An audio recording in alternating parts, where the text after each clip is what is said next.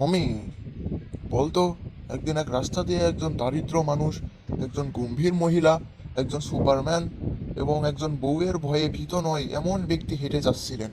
হঠাৎ দেখা গেল রাস্তায় একটা 500 টাকার নোট পড়ে আছে। এখন প্রশ্ন হলো, টাকাটা কে কুড়িয়ে পাবে? বলতো আমি। স্যার, অবশ্যই দারিদ্র দিন মজুরিটিই পাবে 500 টাকা। কেন? দিন মজুরিটিই পাবে কেন টাকা? একটু বলতো। কারণ স্যার, এখানে দিন মজুর ছাড়া বাকি সব কয়টি চরিত্রই কাল্পনিক।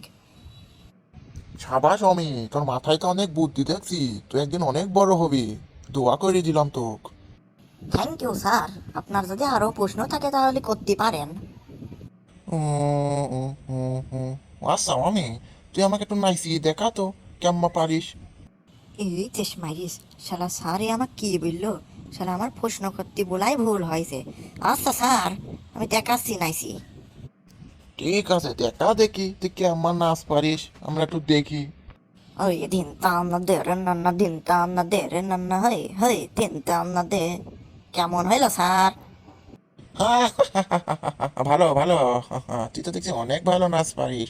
তুই এবার ড্যান্সিং প্রতিযোগিতায় অংশগ্রহণ করবি, ঠিক আছে আমি। সে পরে দেখা যাবেন স্যার।